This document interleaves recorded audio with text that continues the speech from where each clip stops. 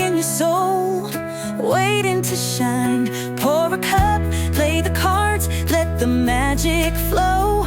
Every path has a meaning, every heart will know. We all have a journey, we all have a light.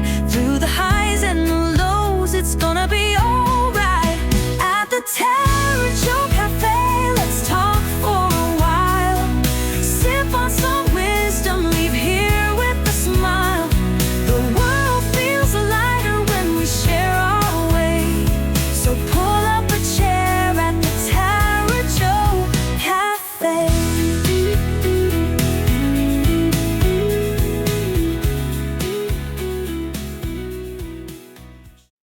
Hi, I'm Jo, also known as TarotJo in the world of tarot.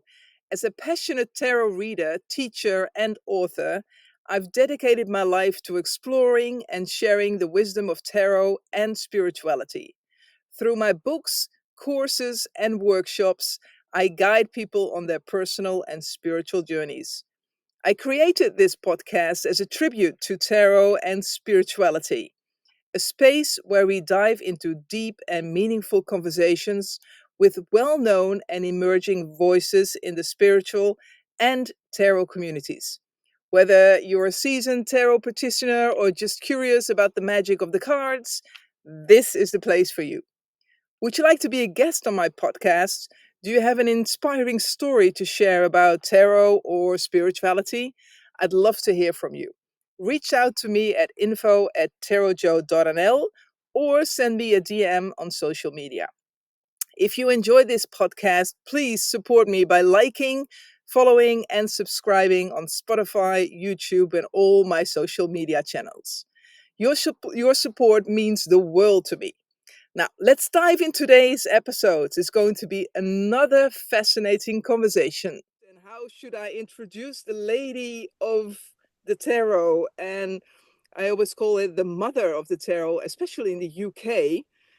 Author of several books, the most amazing Kim Arnold. Welcome. Hello everybody. Hi Jo, thank you for having me on. Thank you for being here. And I said, author of several books. How many books have you written, and which do we know all around the world? Now, if I'd known you were going to ask that question, I would have had them to hand, which would have been very professional of me. But my best-selling book is Tarot Made Easy, which is published by Hay House. That's been out for a few years now. But before that, I did a book called Tarot Masters. And I always had an interest in what got people into tarot. So what was your first experience of tarot? And particularly people like Rachel Pollack, Mary Greer, you know, the bigger names in tarot. Like, where did you start? And so Tarot Masters was my first publication, with Hay House, where I asked all of these prolific authors, including Ciro Marchetti and all the other, what got you into tarot? And some of the stories were just so amazing. And funnily enough, Rachel Pollack, she actually, her first tarot experience was in Holland. Would you believe that? Yeah, No, I didn't know that. yeah, it was in Holland. And, and there was another, and I'm not going to give too much away in case people want to buy Tarot Masters.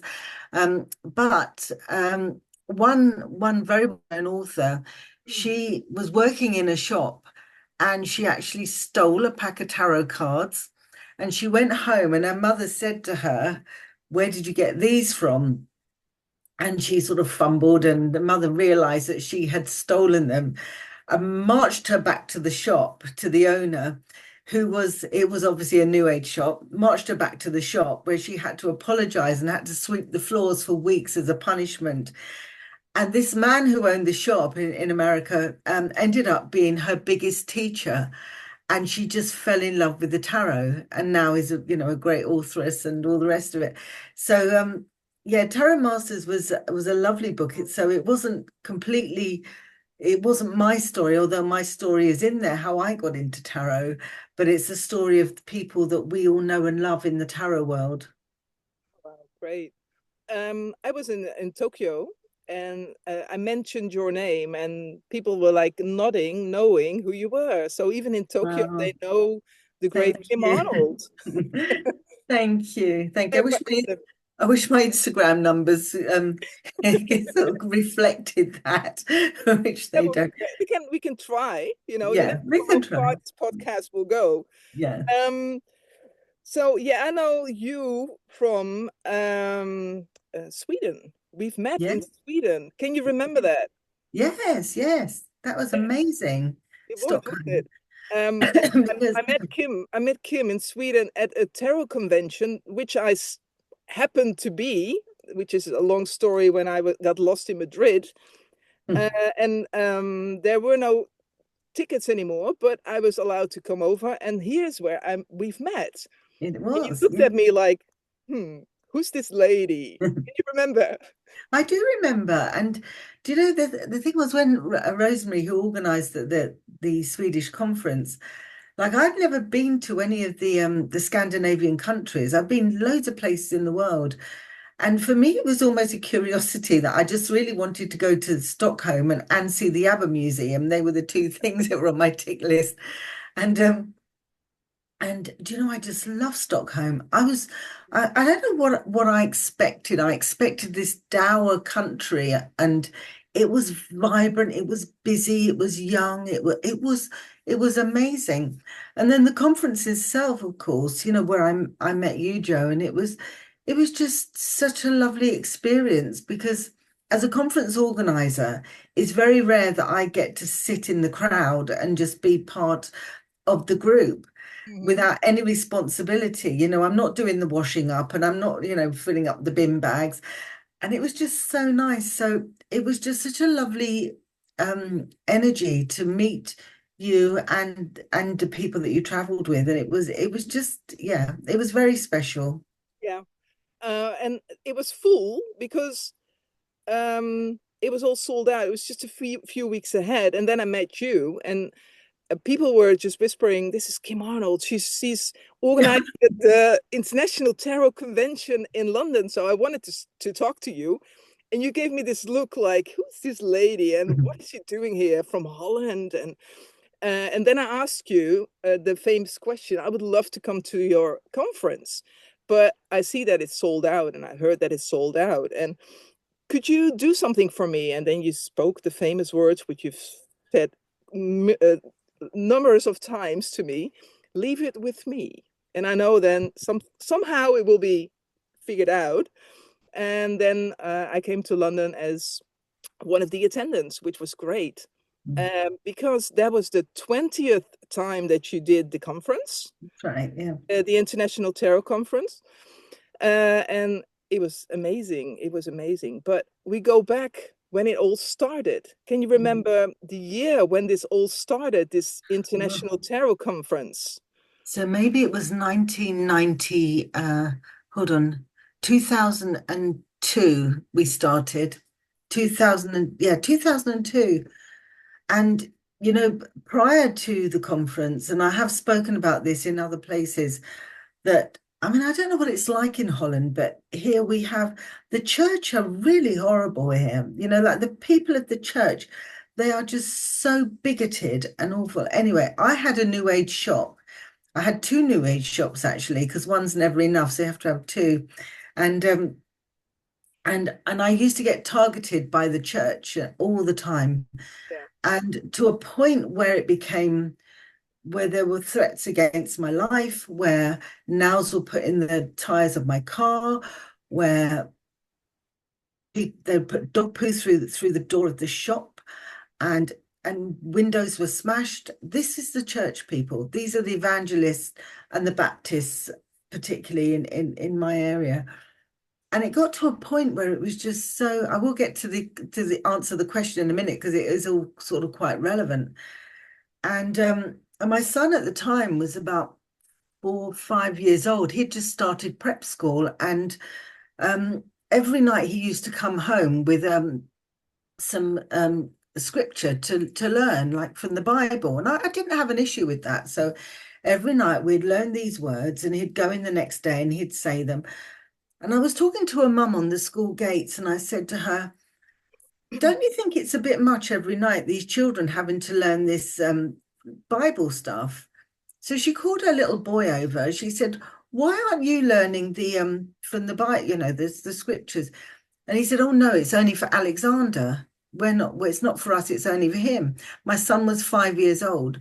And it turned out that his teacher was a Sunday school teacher at the local church.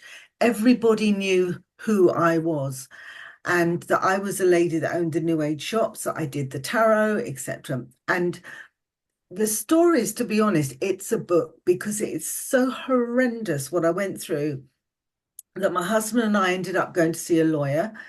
And the lawyer said to me, we had all this documentation that the church had sent me, letters, very damning letters.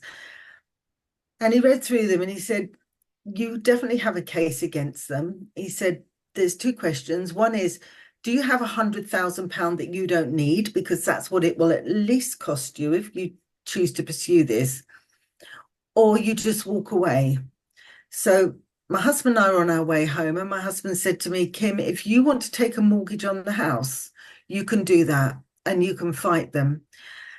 And I thought about it and I thought, why would I put our family at risk? Why would I put £100,000 on my house for a point? But what happened after that, Joe, is that I went in, well, it makes me a bit emotional, but I went into quite a deep depression. And I was too frightened, pull myself together. I was too frightened to open my shop door because I didn't know what was waiting for me. And one day my husband said to me, and a few weeks had passed and I hadn't been near the shop. And he said to me, you do two things, Kim. You either shut the shop and go and get a proper job. And he said, or you do something so big that you get your family, your unit around you, and they can't touch you.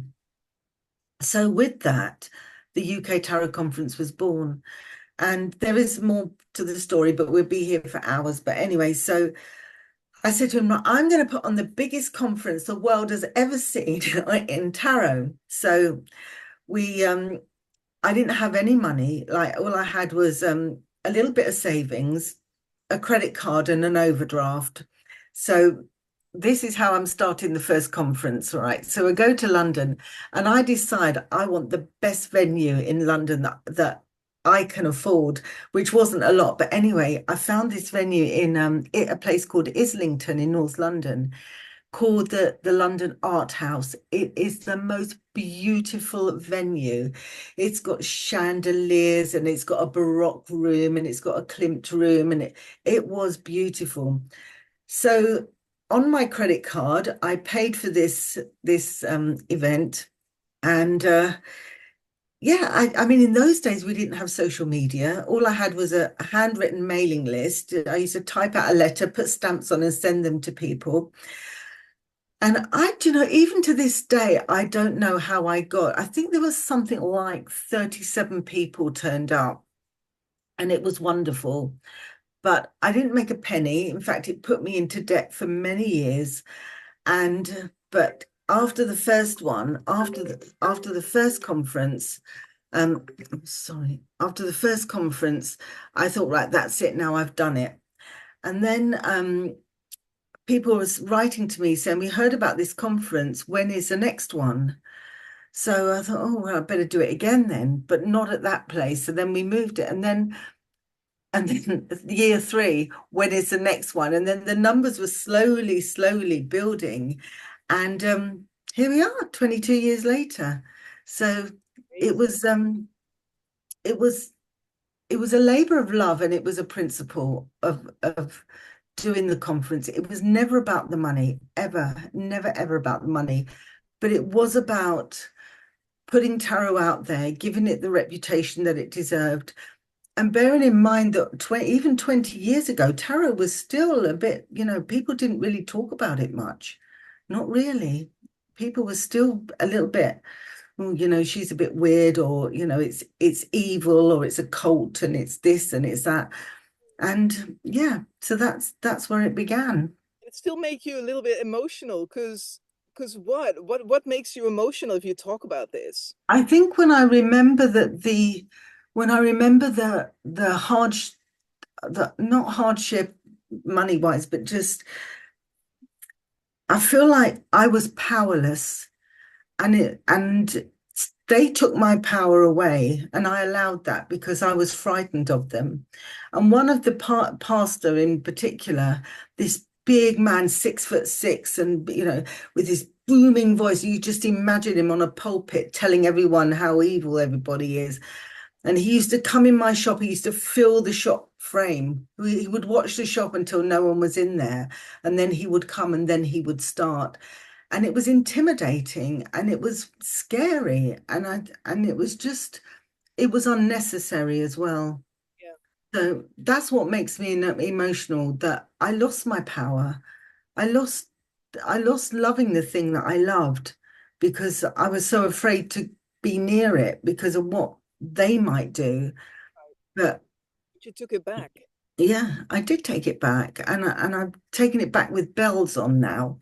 So it's And so charades and everything around it, because it's something really like your husband was saying, like put something together that is massive, and you did. mm. Do you ever feel proud about this?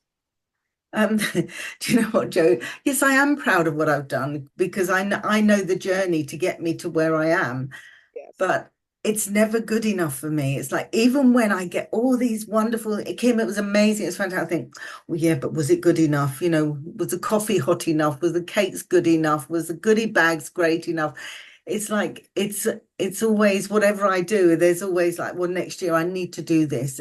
And it still grows and it still evolves even after all this time. You want to top it, which is something you really like, but it is good enough. It's amazing. I mean, I was stunned about the enormous, the like, and the community around it. Because if someone watches this and has no idea what a convention is, like I had no idea what a convention was. I didn't even know that it was around the world. I discovered this in Madrid. Mm. So what is it? What is a tarot convention? Can you give some sentences that people will like, oh, that's what it's all about? So I think it's a place where like-minded people gather. And I often feel like we're like kindred spirits because, for many people who use tarot, they still use it very isolating, and they don't maybe have a lot of where they live, have a lot of people that they can get their cards out and use it. And some people are still a little bit frightened of saying anything about the tarot in the wrong company. And the thing with a tarot convention or a tarot conference is that it is people coming together with the same passion, the same love, the same motivation of wanting to be better at what we do, to get that knowledge from great teachers that we would never necessarily have access to beyond a conference. So, and it's just, I think going away, what always shocks me in a way is how many friendships have been made for many, many years from the tarot conference. People have made lifelong long friendships there. So I mean, Geraldine Beskin of Atlantis Bookshop, she said, you arrive at a tarot conference as a stranger and you leave as a friend. And I think that's such a lovely thing to say. Like you leave as part of a community, because when you've been once, then you are part of that community. Whether Yes, you like it or not, you are. tarot family all Yeah. across the world, because people come all across the world to the convention, to the international convention, right? It's not just Yeah. UK. No, no, no. So we've had a lady from New Zealand. I think the first year you came, she came. Last year we had someone from Hawaii, as well as a lot of Americans and Canadians and Europeans, of course. But yeah, so it's always interesting to see, when people book the tickets and I can see, oh, this lady's in Hawaii. It's like blows my mind really, that people would do that and like just come, but they love it. It's all because you pulled through this difficult situation and you made it happen. Do you realize this sometimes? You sometimes pinch yourself like, Yeah. I did this. I did this. I think I really try not to let the ego get in the way. It can be a bit blinding sometimes, but I think, yeah, I do, Joe. I mean, I do appreciate what I've done and what I've created. 80% of the time. But there's always that 20% is like, oh God, did I? You know, what? Yeah, I did. And you know what people don't realize, I mean, it's a big, big conference and it's just me. Like I don't have a team of people here working, you know, it's just me. And so it just comes so very naturally, I think. Yeah. So can you recall from all these 21 conferences, what was the funniest thing that you can still remember that happened? Okay. Well, Ciro Marchetti, he won't mind me sharing this. Maybe that was the tenth one. So what we did on the 10th anniversary is that I hired a pod on the London Eye because the London Eye representing the Wheel of Fortune. So I hired a pod on the London Eye. We had an amazing lineup that year, and Ciro brought some cards with him. And towards the end of his session, he got some cards and he flicked them in the air, but the up in the ceiling there were fans and lights going around like this. And these cards were chopping up, going all over the place. Some of them got stuck. People were standing on tables, putting chairs on tables, and getting up and getting these. So that was quite amusing. But you had to be there to realize the joke. There was another one where we had, again, this was something I won't mention the speaker, but she came with her husband, and we had a belly dancer who, as you do, who on the Thursday evening, who took a shine to him and was wiggling a lot of things in his face that she didn't find amusing, but we were all killing ourselves laughing. So that was very funny. And yeah, so yeah, there's been a lot of laughs Was that in the the belly conference. dancer? Was it connected to some sort of card, or was it just No, it was just the theme. It was like, do you want a belly dance? You go, all right then, yeah, why not? We'll good? have Why that. not? Yeah, Yeah, but she had a lot of jiggly bits, and yes, she was not amused. The wife was not amused, but yeah, it was very funny. right. And surely a lot of things went wrong or didn't go as you planned because you said, "Well, I'm a bit of a perfectionist. I want things to go right." Can you remember any of it? Like you were cringing, like, "Oh my God, how am I going to fix Oh this?" yes. There's one dreadful one. We had a hotel in a place called Lancaster Gate, which is near Regent's Park in London. And it was a very old building. And the speaker was speaking. And as she was talking, there was water, like a drip from the ceiling. And I thought, "It's funny, like, couldn't work this out." And then suddenly the ceiling came through, literally, water just poured through the ceiling right onto where the speaker was. And she had her laptop with her, with all her slides on. And I can remember just grabbing her laptop and moving it. And so what had happened, someone was in a room upstairs directly above and left the bath running and gone out. So the bath had run and run and run, and it just comes through. So what we did, good old British spirit, we all picked up our chairs, turned ourselves around, left that bit of the room, and we just turned it to the other way. That was horrendous. That was just, yeah, you couldn't make it up. But that was probably the worst thing that had ever happened. And actually, at the first conference, where I was very unsure about what I was doing, one man came who was a raging alcoholic. I didn't know him from anywhere, who brought a bottle of vodka in and got very, very pissed. And it decided to be very, very abusive. And I was so timid. I had a speaker who was we always say, like, we have certain places in London, like if you come from South London, then you're really hard, like you don't give a stuff what you say. And I was so afraid of this man because he was so drunk and abusive. I had to ask this speaker to go and tell him to remove him from the building, and I was hiding around the corner. I thought, I don't want this. Yeah, so that was pretty horrible, but he never came back, thank God. And that was the end. But yeah, there's not, touch wood, there's not been too many disasters, just um, a drunken episode and a ceiling falling through. But other than that, I think we pretty much got it where we need to get it. It was all sorted in the end. Mm. Like um uh, if the tarot convention would be a tarot card, what tarot card would it be? Blimey. Oh, do you know what? I think the chariot. Never Chariot. thought about that before. I think it would be the chariot because it moves forward, but it's always going like this. Then I have to pull it back again like this. Yeah, because it's challenging, even when it's easy, it's still challenging. Yeah. But the journey continues, and just like that chariot card, we keep moving forward. We get bigger, we get better, we get more familiar with what we're doing. I think generally people's confidence in tarot is growing because we live in a society now where it's okay, mostly, unless you live next to a Baptist church, but other than that, it's fine. Um, but yeah, I think the chariot would be a good analogy of the tarot conference. Next year we're moving to the Fool. Are you prepared? What's going to come? God. Well, he's already been testing me. So he's jumped off the cliff already, and I think I'm just waiting to see where he's gonna land. So yeah, but I think we're all right. I mean, I like the idea that the fall is all about the journey, and Yeah. it's a new journey, which I didn't expect this year, but it's gonna happen because as people know, we're changing venues, not our fault, but situations with the old venues. So yeah, so it'll be an interesting journey, and I am looking forward to the challenge mostly, except at 3 o'clock in the morning when I don't look forward to the challenge, when I wake up with like, wah, and going crazy. Yes. So what does it look like then at the morning of a convention? You hardly slept, wake up at 3 in the morning, then what? Exactly.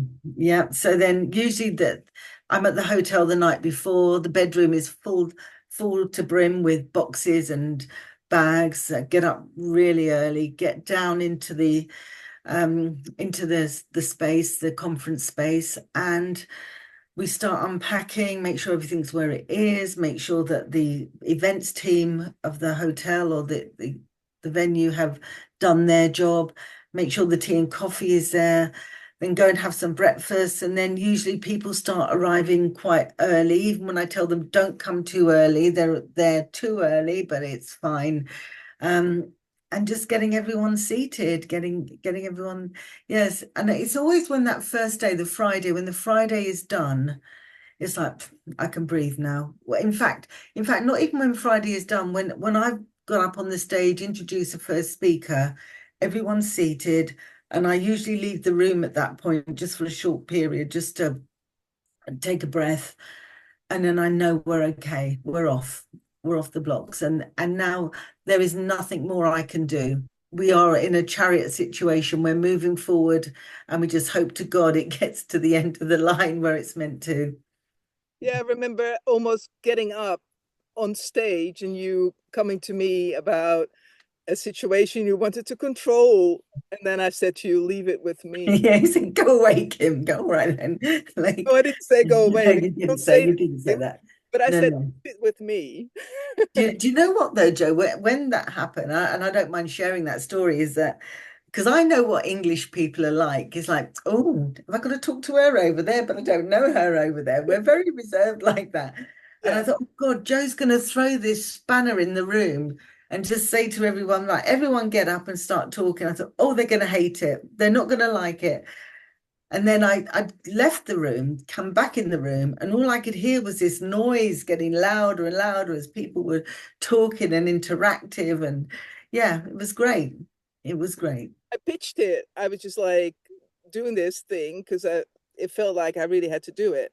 And then people were staring at me like deer in headlights, like, Yeah, yes, and I was jumped off the stage and I figured, okay, I have to move to them, like, to get them going. And the moment I was walking there, it just happened. Magic happened. And yeah, everybody was talking to everybody.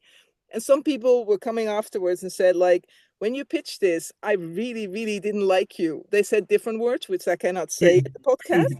But then they started and said, "Oh my God, it was so much fun."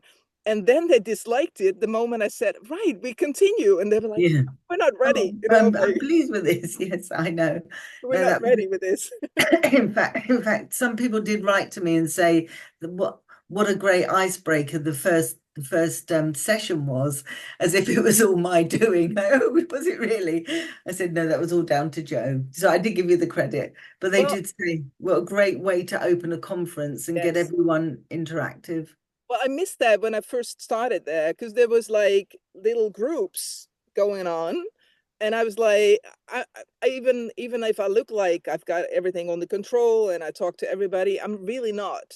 Mm. So I wanted to do something, and I had this dream about, you know, doing this tarot dating, and I pitched it with you, and you. I didn't hear from you for quite some time, and I thought, well, she thinks it's rubbish, which is fine. But then you emailed me back, said, "Great, I want you to start." And I was like, Mm. "Wow, let's Yeah, do that's this." good. I have no idea how they will react. So it was a big gamble for both of us. But you know, the thing is about a tarot convention is that you do things that are out of your comfort zone. You learn techniques out of your, and I've already read one of the workshops this year, in fact, the opening workshop. And when when I read it, I did think about you, Joe, because I thought, oh, that's not going to work. And then, and then she's an American speaker. And then I said, you're gonna have to talk me through this because I don't really get what you're trying to get across. It didn't come across well on paper. And then we had a chat and she said, well, we're going to do this and we're going to do that. We're going to, okay, well, that's different. And it's something that you would never, ever do on your own. So it's another, not quite as, it is interactive, but not as interactive as yours. But the idea is, yeah, is very interesting. I like to stir things up a little bit, you know, Mm, with different things because, well, that's me. I mean, mm. and I always hope speakers do something that will be close to their heart because then it's going to be amazing. Yes, absolutely. Yeah. So, have you had speakers before, like with me, that you thought, "Oh my God, it's going to be chaos"? Not really. I think I mean I've had speakers before that I wanted to go and chuck them off the stage. I mean for sure. Or I've sat there willing them with my witchcraft brain thinking like stop talking, stop it. Um I had one speaker many years ago who bearing in mind that when you come to the tarot conference we don't really encourage absolute beginners because it's not the level is higher than that. So, Yeah. but this lady got up on the stage and spoke to us like we were 5 years old. And then anyway, so I was up there giving her my evil look, which I do, you know, when I'm not happy. And she wasn't taking any notice at all. Anyway, the session was just it was painful. And then after the conference, she knew someone that I knew. She said to them, she couldn't believe how rude I was, and I hadn't sent her flowers as a thank you. I thought, well, she's lucky she didn't get a letter of abuse as a thank you. It's like she was just awful, just awful. And you know something I've also realized over time that just because someone is a very good writer or a very good artist doesn't mean that they're a good speaker, No. because I have been disappointed by people who I thought should be better. And I've been blown away by people I thought, well, I'll give them a chance. Let's see how they go. And I've been mesmerized by them. So it's yeah, it's a very hard balance when you're putting a program together to make sure that if you've got someone who is a bit of an unknown, to make sure there's someone that you know is going to lift the energy. And because the worst thing in a tarot convention is when the speaker speaks for the whole session and you don't get your tarot cards out. And that has happened more than once. Yeah. So one of the things I always say to my speakers, there must be an interactive exercise. I don't care what it is, but it has to be interactive with the tarot cards, because too many speakers like to just talk about themselves, really. Yeah. And we don't want to hear it. Hear a bit of it is fine, but we don't want to hear, yeah, too Well, much. I was a teacher of you know, teenagers for years, and if I would do that, I would have lost them, and they would be climbing on the ceiling. Yeah. So I'm used to it, you know, Mm. doing fun stuff, doing interactive stuff. So thank you for letting me do that. No, thank you.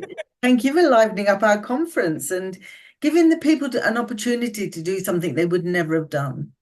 exactly. And it was the world card, and I wanted to bring people together. I mean, that's what's tarot all about. So I'm glad I succeeded in that, and that You it was certainly it did. turned out okay. I took a gamble, you took a gamble, and sometimes it works out, Yeah, it sometimes did it work doesn't. out. Absolutely. So, if you could create a time capsule of the tarot conference, what would you Mm. put in it for future readers to discover? Okay, so well, there'd definitely be a Rider-Waite deck in there, without a doubt. Some photographs, I think, some very precious photographs, and particularly of people like Rachel Pollock, Herman Heindel, Jonathan Dee. These are speakers that we've loved and we've lost over the years. All of them spoken at the Tarot conference. Um, so that would need to be in there, maybe with a story on the back. Maybe a little bit of my story of why this all began. Um, so what else would I put in there? Yeah, maybe some bits from goodie bags as well. Some of the bits and pieces just to show pictures of goodie bags, maybe, so people can see what you get. And oh, definitely the testimonials, some of the lovely testimonials people write after a conference, um, which really are very special. Right. And who would you give it to? Because who will be the one who is going to take it over from you? Who's going to I don't know. continue? Have you ever thought of this? I have thought of it, but I honestly don't know. I don't know. Yeah, I mean, I've thought again, not at the moment, but going forward, maybe someone that I really trust. Maybe is not so much into tarot, where I would be more of a consultant of the conference, but someone else doing the hard work. But we're not there yet, so it's fine. We're not there yet, but I can't imagine who would take it over. I really can't. Wouldn't it be great if this time capsule would like, stick around for like 20 years, and then people would open it with the tarot conference, and then all these goodies will come out. Sounds really good. Sounds really Yeah, maybe I should do that and put it in a vault at Atlantis Bookshop for years to come. That's a good Something idea. like that. That's a good Yeah. idea for future generations, because there will be tarot conferences because we need to unite, whether it's this new technology or not. It's what we do. It's what Mm, connects, what makes us human, I think. absolutely. So, Absolutely. so we Yeah. need something to think about. Yeah. Yeah. Yes. You're an amazing tarot reader as well. Do you still do tarot readings for other people? I do some. I don't have new clients now, but I do some of my older clients. I don't do many readings now, but I know when my clients need a reading. I've got, well, I'm not showing off here, but I've got quite an international list of people. So if they need a reading, I'll find time. But yeah, not very often. The only thing I really do locally is I run a meditation group every month, um, which I love meditation and I love my group. Um, so that's something that is sacred. It's in the diary every month. That's in the diary. But as for readings, not so much. But I do them when they're needed. And if a friend was in need, I wouldn't hesitate to get my cards out and give them a reading. Would they ask you, or would you just suggest? Is there always a deck of cards lying around in on your table? Well, I think if a friend was in need, I'd say, come on, let's throw a few cards, let's see what's in there. I think people get a little bit intimidated. They don't really want to ask. And yeah, I would do it gladly. It's not a problem. But when I first started more professionally, like my husband he works in a city bank, all right. So we're very our polars are complete polar opposites. He's very logical, and he's clever and he's mathematical and all this, and then I'm like this woo woo witch, down here. And but years and years and years ago, his company used to have these big posh events at the Grosvenor Hotel, and we'd all the men would wear the bow ties and we'd all be in long frocks and all the rest of it. And everyone seemed to be married to someone who was also like a city trader or whatever. And we were at this big posh table one day, and this lady said to me in a very posh voice, she goes, "Oh, what do you do?" Well, I'd had a few drinks, and I went, "Oh, I read tarot." So she went, "Oh, read my palm then, because it's the same, isn't it?" It Well, is. anyway, It is. so I took her palm and I said to her, Joe, I'm not a palmist. I don't even know where this came from. And I said to her, "Oh, you're pregnant and you're moving abroad." And she went, "Well, that's a load of rubbish." And I said, "Well, I am full of Sauvignon Blanc, so who knows, you know." Anyway, it turned out that she was pregnant while she was sitting there. And 3 weeks later, her husband got notification, got seconded to Australia. So so then he used to ring me. He worked in the stock exchange in Australia. He used to ring me to go, and you know, the time difference is like this. "Kim, so and so, so and so, should I buy or should I sell? Throw a card, throw a card." And then it's like suddenly had this big international sort of following of people asking me to buy or sell. It was nuts. Yeah. Anyway, I don't know why I told you that story, but anyway, so would I Great read for a story, great friend? story. It's all about intuition. I mean, if I do Yes, tarot readings with people, sometimes, I mean, it's a tool, right? It's something that we use, yes, but I can do it without as well. I don't know about you, but I don't really need the cards, but it's like guidance. yes, And yes. I know so many things if you tune into someone's energy, and the tarot will guide you through it. But it's nothing Mm, definitely. mystical about it. It's about I've done, yeah. I mean, it's I've done readings before, Joe, and I've looked at the cards and I think, well, where the hell did that come from? And I've told the client something, and I thought I've looked at the back of the cards and I thought, oh, okay, don't know. And I'm trying to make it all fit, and I think it doesn't, because you're right. It is an intuitive tool. it is like things will come. Like sometimes I get text messages, maybe you do as well, like, oh, you predicted it right, and I have no idea what these people are talking about. Yeah, But and then they tell the story, and then I have no idea what they're saying, because it you just let it go, right? yeah, Just let exactly. it go, Yeah. like this is not my energy, this is not my reading. Um, so yes, do you ever receive tarot readings? No, never, never. Never. No. And on the very, very, very odd occasion, and I'm going back years, like someone could lay the cards out for me, and before they've even said the first word, I've read it because I know I know what my situation is, and in my head I think, oh yeah, yeah, it's going to be all right, or it's not going to be all right, or whatever. But no, I don't ever have a tarot. Do you know what? I don't like having tarot readings. I might throw for myself, throw a few cards sometimes. Right. But I find when I read for myself, I read what I want to see, not what it necessarily is. So yeah, You I know your own energy very well, so that's pretty obvious that we yeah, do this, of course. So sometimes it's nice to get insights from people to see yeah. see how things are, but it's more like a confirmation. That's how I feel about it. Yeah. Um, have you ever done a reading that you figured like this is so that you got this feedback from people that it was so spot on that it was scary? Oh yeah, that well, sounding big-headed, but yeah, it's happened quite a lot. And in fact, there was one not that long ago that I did, one of the few, where this lady, funny enough, she lives in French Polynesia, like a long way other side of the world.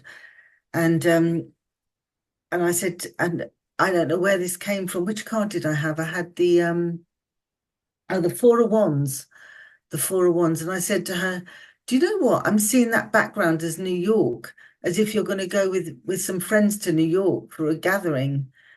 And her mouth literally dropped. She went, "Me and my friends," said, "we've just booked for next Christmas to go to New York for a gathering," because they work all the friends, they work for hospitality and they work in different places around the world.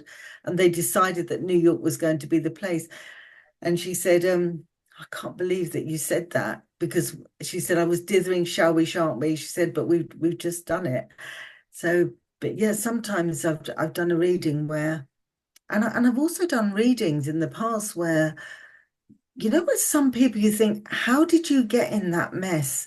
Like some people's lives are just so chaotic. And you think, can you not see that that led to that, that led to that? And that isn't even a reading, that's just common sense. Yeah, And you yeah, think, and you think, actually, I just want to shout at you because you're being so stupid. It's like I can tell you in the cards, but like some people just seem to have chaos, yeah, and the cards show that, and it's very hard to be a compassionate tarot reader when sometimes someone needs a bit of a talking to. yeah. They need a bit of, they need a bit of light bulb fact. Right. So, any funny moments that you had during your readings that you thought, well, this is like it could be a comedy act? Yeah, there have been some of those. I did a reading for this lady who had lost her mum, and she was very, very traumatized and upset. And as I was doing the reading, I saw this green handbag slammed on the table in front of me. And sometimes when spirit do odd things, I ignore it. So then suddenly I saw this handbag and so I'm talking to the client, but over here in my third eye, I'm seeing this old-fashioned 1950s green handbag. And then suddenly I start seeing flowers coming through the top of this handbag. And I thought, well, this is really odd. And I thought, if I tell this to this lady who's in fits of tears over the loss of her mum, she's going to think I've gone crazy. So anyway, so then what spirit do? They make me cough so I can't read. It's a thing. So I started to cough for no reason. I said, I'm sorry, I'm going to have to stop this reading because I'm going to tell you what I've got here. I said, I've got a very old-fashioned green handbag just been slammed on the table. And this lady went, she said, my mum had this green handbag. She said, and she carried it everywhere. She said all she had in it was a hanky, a purse, and a comb. She said that's all she ever had. But she said this handbag was like Fort Knox. She'd never let it go anywhere. And I said, but something really weird is happening to this handbag. I said, because I can see flowers growing out the top of it. And she said, well, she said, at my mum's funeral, when we had the wreath made for the top of the coffin, she said we had a green handbag made out of flowers and flowers put all around the bag. Right. She said, and and then the mother said something very profound to me. She said, the mother turned around to me and she went, I never liked that handbag. She said, I don't know why I had it for so long. So I said this to the daughter. I said, your mum was very forthright in the way she spoke. And she said, she never liked the handbag and didn't know why she kept it for so long. And this lady we were both laughing because I had mother in the ear and I had the daughter here sort of now getting through the grief and crying. But now she was crying with laughter. She said, you know what, that confirmation of spirit, she said, I just feel like my world has changed. She said, I just feel so light. Thank you. So that was it. Isn't it amazing what we can do for people? Yeah, yeah. Sometimes it just comes that way. It is. It is. Your new project is also something that is very dear to your heart. Can you tell us something about that? Yes, so Stephen Bright and I were doing the house magic oracle. So I trained as a feng shui consultant back in 1990 and used it for many years, and then of course life gets in the way, but it's something that I always refer to if I've got a crisis anywhere in my life, in any of the 9 sections of the Bagua, like I'm straight there and I'm sorting it out. So we've done, all the images are done. I've written the booklet. I've just got to add some spreads to the booklet and how to use it, which I will be doing in the next couple of weeks. And then it should be going off to the publishers for proofreading, and hopefully it'll be out by the end of the year. But I'm very, very excited by house magic because it's so dear to my heart, and it's reigniting something which was so important in my life and then sort of drifted away. And yeah, it's always there. It's like riding a bicycle. It's always there. So how many decks did you make over the years? No, I haven't done that many, Joe, because I wrote the book for the Victoria Francis Oracle. That was a deck by the Scarabeo, and then I did my Arcana 20 deck, sorry, Chris Butler and I are working on the full 78 deck now. Um, but as for published decks, I've never done that. I've done the writing, and of course the magazine, the Esoterical. Stephen and I, this is Yes. this is it. So Stephen and I, we were working on that for 5 years. I don't know, life's just been very busy, and I know that when you write a book, you have to be absolutely focused. And I find because things have been a little bit disjointed for me over the last few years, I haven't got the attention span to sit and write for long periods of time. I have to make myself write, and I don't like that. I like to think I want to write today. And also the O on my laptop, it gets stuck. So every time I write the word tarot, the word tart comes out because I've got to get it fixed. So it's like, so then I have to reread it, and of course it doesn't pick it up. So yeah, so anyway, that's another Big story. message. The tarot will be the tart. Tarot will be the tart of tarot. And then that's another one. Yes. That is hilarious, actually. Mm. So, what are the new ambitions? Do you have any other ambitions besides all the esoterical magazine you're doing? You're doing the cards. You're doing, of course, the new convention. Is there anything else which is on your wish list that you would like to do?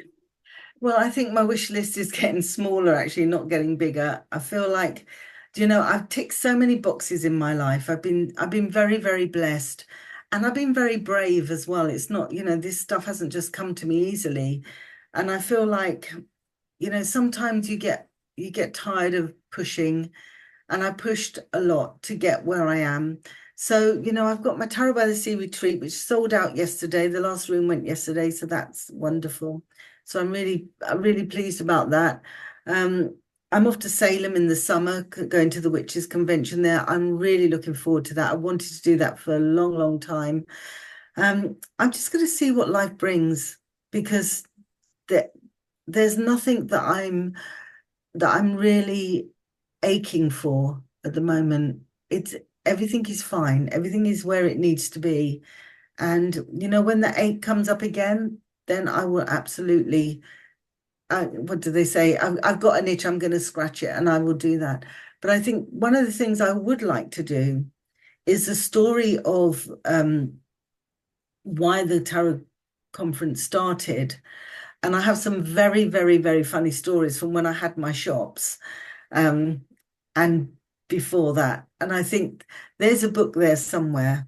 There is a book of that, which can be written in a very funny and light-hearted way. And that's something one day I'll write the story, but I'll write it as a third person, that it will be, a non-fiction book, but with a lot of fiction in it, if that makes sense. It will be a great story to read. And you've did a little bit of tips like today, like what happened behind the scenes of the convention, of course. Yeah. You've got something for people who made it till the end of the podcast as well. They can have a little look in your lovely magazine. Can you tell me something about the magazine, what it's about, and why people have to click that link that's with this podcast? Right. Well, 5 years ago, I wanted a magazine about tarot, and I couldn't find one. So I decided to create my own magazine along with Stephen Bright, who is just the most amazing artist. So the Esoterical was born. This is actually issue 9. And what I'd like to give to your listeners is issue 9, because in the unique tarot deck, I'm the Hermit, the card number 9. So I thought it would be very fitting that number 9 runs through the theme. So this is the hard copy, but Joe has the link for the download of issue 9. There are 10 issues altogether. So if you go to the esoterical.com website, there is an option to buy all of them. And they are filled with, we have Marion Kirk. She does, every month she does spreads for it's twice a year, this magazine. This one was just after Rachel Pollock passed, so there's quite a lot of reference to Rachel and how I met her. And there's meditations, there's reviews. It's the lovely Liz Dean, who I know is going to be in Australia with you. So she writes to us as well. Yeah, so it's a great magazine. So issue 9 comes to you with my love and Stephen's love, and enjoy. Amazing. It is the link is under the podcast, so people can click the link, and if they want to purchase any more of this lovely magazine, I mean, it's filled with all sorts of stuff we love, right? Yeah, absolutely. So yeah, it's a great learning tool as well. So issues 1 to 10, you can buy all the downloads, issue 1 to 10. I think there might even be an offer on the I can't remember now, on the webpage. So it's esoterical.com. Right. I thank you so much for today. I can talk to you for hours. Thank you. It's been great. Loved it. Really love to hear your stories about the tarot in general. And I can't thank you enough for everything you've done for me and for the tarot community. And I hope you will continue doing this lovely work for as long as you find it enjoyable. Let's keep it to that. How does that sound? Absolutely. That sounds great. Thank you, Jo. It's been wonderful. If people want to join the convention, when is it? Okay, it's a 10th and 11th of October in London. If you go to the website tarotconference.co.uk, you'll find some information there. Speakers are booked for this year. God, I keep saying next year. For this year, they will be announced soon. Just securing a new venue. As soon as that's in the bag, contract signed, then I shall be releasing the information of the speakers. So yeah, it's all good. All good. There's also a Facebook group that you can join and read all sorts of fun stuff about the tarot. What was the name again of the Facebook group? It's just UK Tarot Conference. That's it. People can find it. Group on the end. UK Tarot Conference group. Yes, everyone's welcome to join. Who has anything with tarot or want to do something with tarot, because we love newbies as well, right? Of course, yeah. Everybody's welcome. We're building a community, and we're making a safe space for everybody that wants to enjoy tarot, wants to learn more about tarot, and wants to be with their kindred spirits, like-minded people. Lovely. Thank you so much, Kim Arnold, for being my first guest at the podcast. And I hope everything went as you would love to go, because that's what's all about, right? Absolutely. Absolutely. We'll get there. We'll get there. Thank you very much, and see you very soon. Thank you. Bye. Bye.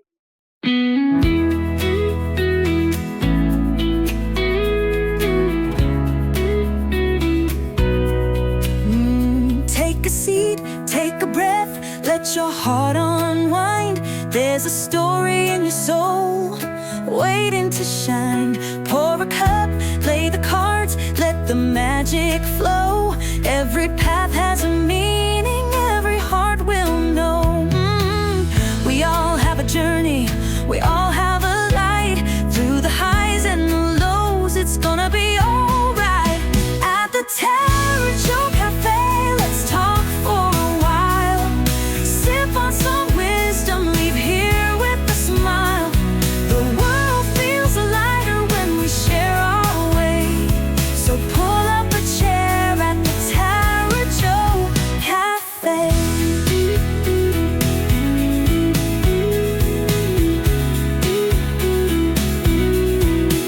She's a dreamer, a healer, a seeker, a friend. Every story has a lesson, a love with no end. In the shuffle of life, we find what is true. Spirit's been waiting, just calling to you. We all have a journey, we all